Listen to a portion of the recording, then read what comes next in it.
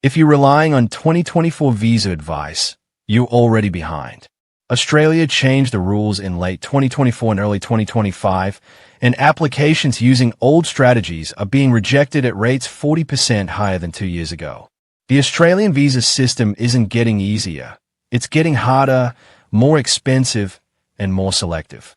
What worked in 2023 and 2024 doesn't work in 2026. And most migration agents haven't updated their advice because they're still processing old cases. Here's what we are covering. The 5 visa pathways that still work in 2026. The exact points thresholds that actually get invitations. The salary requirements that most people miss.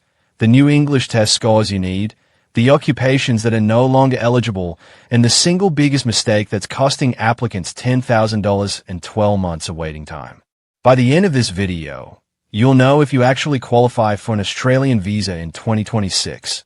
Which pathway gives you the highest chance of approval, and what to avoid so you don't waste money on an application that will be rejected. But wait, before we begin, please subscribe to ensure that you never miss out on any of my essential stuff. Comment "I subscribe" below, and I will personally welcome you to our community. With that said, let's get started. Let's start with what changed and why old advice will get you rejected. What changed in 2024 to 2025? Between November 2024 and January 2025, the Australian government made significant changes to visa requirements. These weren't minor adjustments. They were structural changes designed to reduce migration numbers and increase selectivity. Change 1. Points thresholds increased. The skilled independent visa, Subclass 189, used to invite applicants with 65 to 70 points regularly. In 2026, the minimum invitation score is sitting at 75 to 80 points for most occupations, and some occupations require 85 to 90 points. If your migration agent told you 65 points is enough, that advice is 2 years out of date. Change 2. Salary floor for TSS 482 visa. The temporary skill shortage visa, Subclass 482, introduced a new minimum salary threshold in March 2024, and it increased again in July 2024. As of 2026, the minimum salary is short-term stream, $73,150 per year. Medium-term stream, $73,150 per year. If your employer offers you $70,000, you don't qualify. The offer must be at or above $73,150, and it must match the market rate for that occupation in Australia. Change 3. English test score requirements tightened. Many visas now require higher English proficiency scores. For the 189 and 190 visas, competent English is no longer enough to be competitive. You need proficient English or superior English to score enough points. IELTS equivalents. Competent, overall 6.0, minimum 6.0 in each band, equals 0 points. Proficient, overall 7.0, minimum 7.0 in each band, equals 10 points. Superior, overall 8.0, minimum 8.0 in each band, equals 20 points. In 2026, most successful 189 applicants have proficient or superior English. Competent English applicants are rarely invited unless they have 85 plus points from other factors. Change 4. Occupation list reduced. The medium and long-term strategic skills list, MLTSL, and the short-term skilled occupation list, STSL, were revised in late 2024. Several occupations were removed entirely, and others had their points allocation reduced. Occupations removed or restricted include some ICT roles, business analysts in certain subclasses, retail managers, cafe and restaurant managers, some trades, cabinet makers, fibers plasterers. If your occupation was on the list in 2023 but isn't on the 2026 list, you cannot apply under that occupation anymore. You need to reassess your skills assessment and potentially change your occupation code. Change 5. Processing times increased. Visa processing times have blown out significantly. What took 6 to 8 months in 2023 now takes 12 to 18 months. The 189 visa is currently processing at 12 to 16 months. The 190 visa is 10 to 14 months. The 482 visa is 8 to 12 months. If you're planning to move to Australia in 2026, you needed to apply in late 2024 or early 2025. If you're applying now, you're looking at mid-2027 at the earliest. The 5 pathways that still work. Despite the changes, there are 5 main visa pathways that still work in 2026. Your job is to figure out which one you actually qualify for. Pathway 1, Skilled Independent Visa, Subclass 189. This is the permanent residency visa that doesn't require state sponsorship or employer sponsorship. You apply based on points alone. Requirements. Occupation on CSOL skills assessment for that occupation age under 45 years, minimum 65 points, but realistically needs 75-85 plus to be invited, competent English, but proficient or superior needed to be competitive. Current points, threshold reality. Accountants, 85 to 90 points, software engineers, 80 to 85 points, registered nurses, 75 to 80 points, civil engineers, 80 to 85 points. If you have less than 75 points, your chances of receiving an invitation for a 189 visa in 2026 are extremely low unless you're in a high-demand occupation like nursing or engineering. Pathway 2, Skilled Nominated Visa, Subclass 190. This is a permanent residency visa that requires state or territory nomination. Each state has its own occupation list and criteria. Requirements.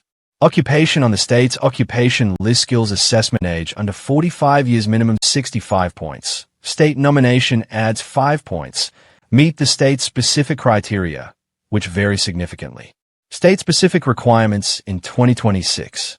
Victoria, prioritizing healthcare workers and IT professionals with job offers in regional areas. New South Wales requires at least 6 months of skilled work experience in NSW or a job offer from an NSW employer for most occupations. Queensland, focusing on occupations in critical infrastructure, engineers, construction managers, healthcare workers. South Australia requires 3 months of skilled work experience in SA for most occupations, but has a broader occupation list than other states. Tasmania requires a job offer or 6 months of living and working in Tasmania. The 190 visa is more accessible than the 189 if you're willing to commit to living in a specific state for 2 years. Pathway 3, Temporary Skill Shortage Visa, Subclass 482. This is the employer-sponsored temporary visa. You need a job offer from an approved Australian employer. Requirements. Job offer from approved sponsor, occupation on CSOL or StrayaLens, minimum 2 years of relevant work experience, minimum salary of $73, $150, competent English, IELTS 5.0 overall. Minimum 5.0 in each band for most occupations. Higher for some. Skills assessment for some occupations. Reality check. The 482 visa is easier to get than the 189 or 190 because the employer does most of the work. However, you're dependent on that employer. If you lose your job, you have 60 days to find a new sponsor or leave Australia. After 3 years on a 482 visa, medium-term stream, you can apply for the Employer Nomination Scheme, Subclass 186, full permanent residency, if your employer is willing to sponsor you and you still meet the requirements. Pathway 4, Student Visa, Subclass 500, to Post-Study Work Visa, Subclass 485. This is the pathway for people who don't yet have enough points or work experience for skilled visas. Strategy. Study in Australia, 2+ years for most courses. Graduate with an Australian qualification, apply for Subclass 485 temporary graduate visa. Gives you 2 to 4 years to work in Australia, gain Australian work experience, which adds 5 to 15 points to your skilled visa application. Apply for 189 or 190 visa with high points. Cost. $30,000 to $60,000 for tuition plus living expenses, $25,000 to $35,000 per year, equals $80,000 to $130,000 total investment over 2 to 4 years. Reality. This pathway works if you're under 35, can afford the investment, and are willing to wait 4 to 6 years for permanent residency.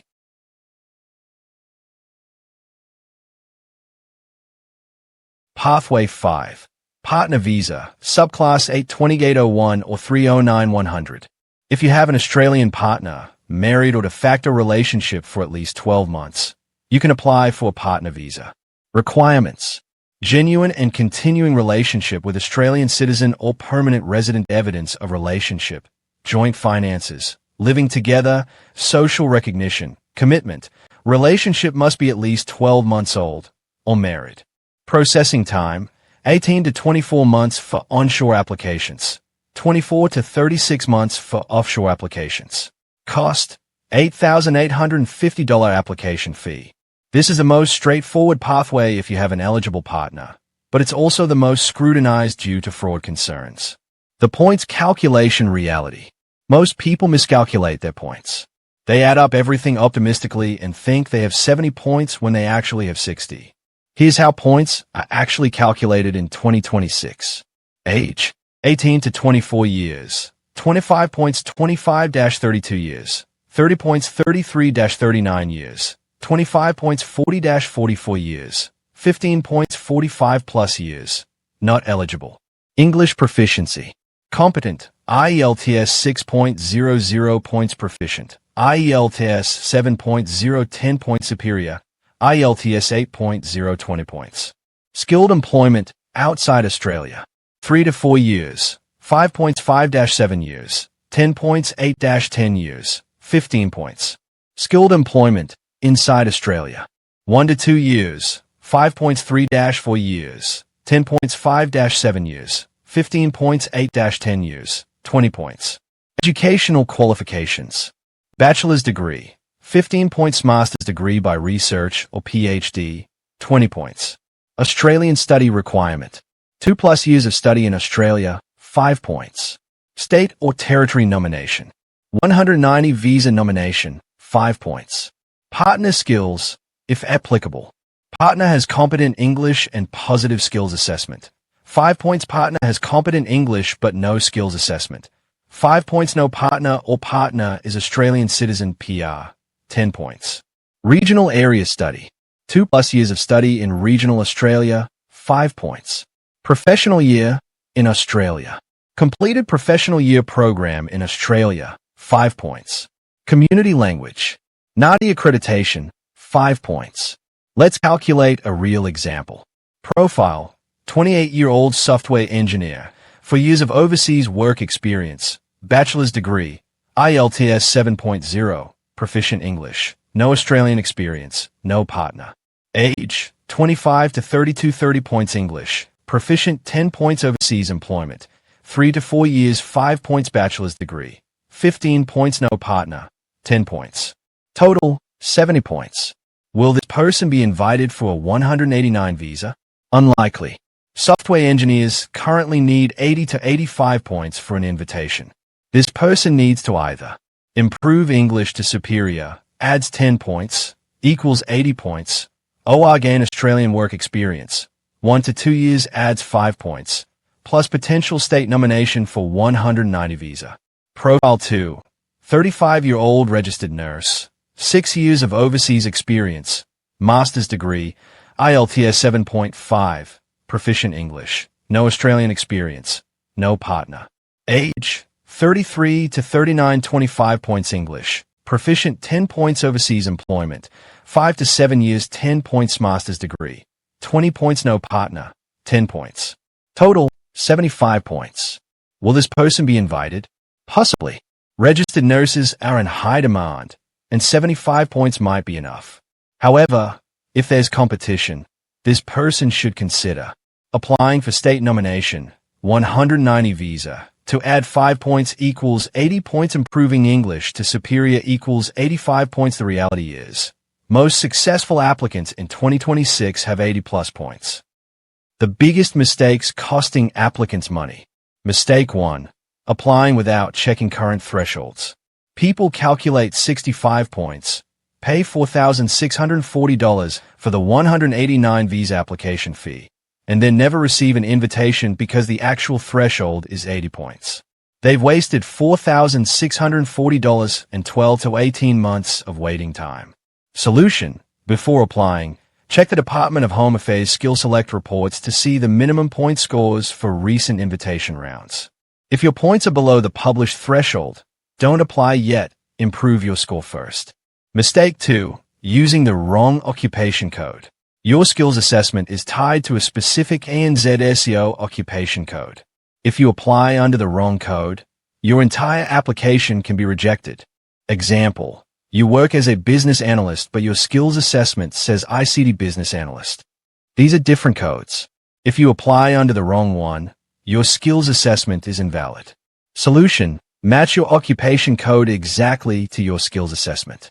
If you're unsure, get a migration agent to verify before lodging. Mistake 3. Not meeting the salary requirement for 482 visa. Employers offer $70,000 thinking it's enough. It's not. The minimum is $73,150, and if the market rate for that occupation is higher, say $85,000, the visa will be rejected for not meeting market salary. Solution: before accepting a job offer, verify the minimum salary requirement and the market rate for that occupation in that city. The Department of Home Affairs publishes market salary rates for most occupations. Mistake 4. Submitting poor English test results. Some applicants submit IELTS 6.0, competent English, because it meets the minimum requirement. But they score 0 points for English, which kills their overall point score. Solution: if your English test result is below 7.0, retake the test. The difference between IELTS 6.5 and 7.0 is 10 points, which could be the difference between invitation and rejection. Mistake 5. Not declaring previous visa refusals or cancellations. If you've ever had a visa refused or cancelled in ANY country, not just Australia, you must declare it. Failure to declare is visa fraud and results in automatic rejection plus a 3-year ban. Solution: declare everything. Even if a tourist visa was refused 10 years ago, declare it. The immigration system has access to global databases, and they will find out. The 2026 eligibility checklist. Before you spend money on a visa application, answer these questions honestly. For subclass 189, skilled independent. Is my occupation on the current MLTSSL? Check. imi.homeaffairs.gov.au.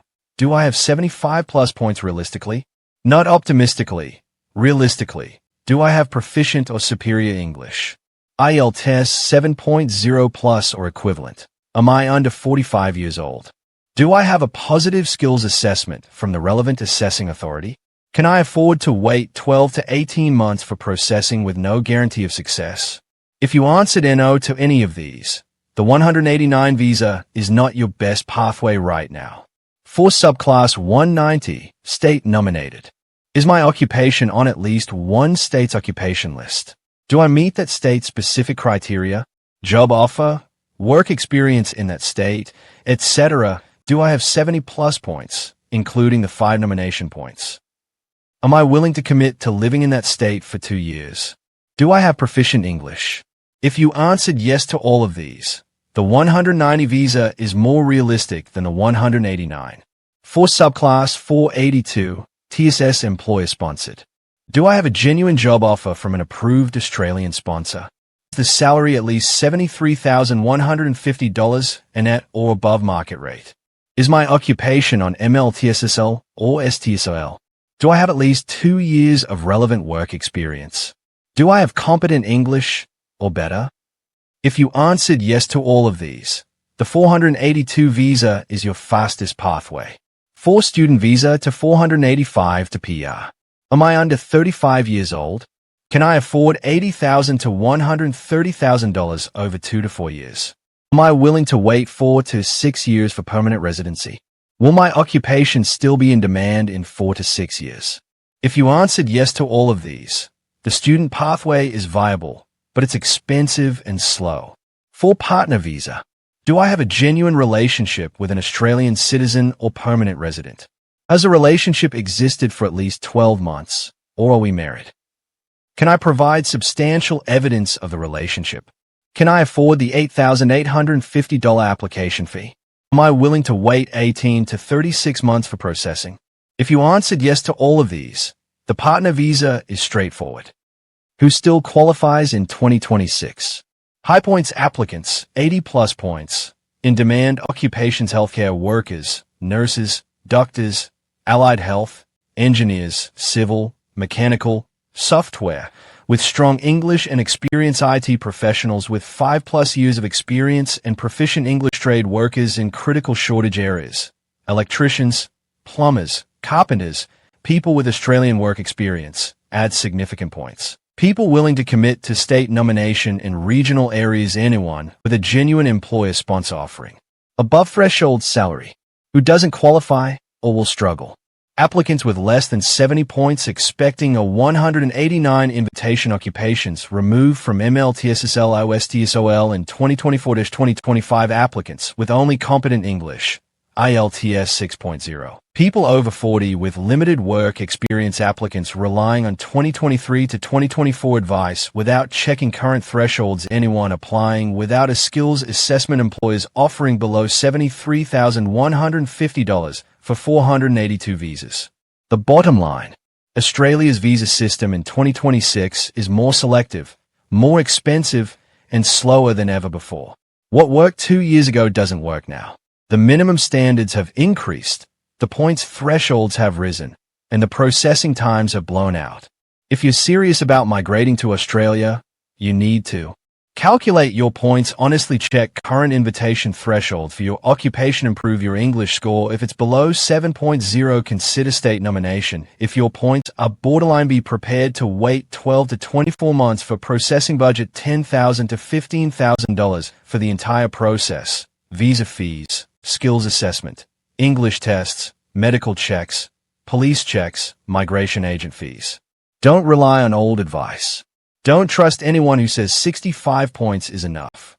Don't apply until you've verified you meet the current requirements. I've shown you the current rules, the realistic thresholds, and the pathways that actually work in 2026. Now here's my question for you. Based on these 2026 requirements, which visa pathway are you actually eligible for right now? Or do you need to improve your points first before applying? Leave your answer in the comments. And if this video just saved you from wasting $5,000 on an unqualified application, share it with someone who's about to apply using outdated advice.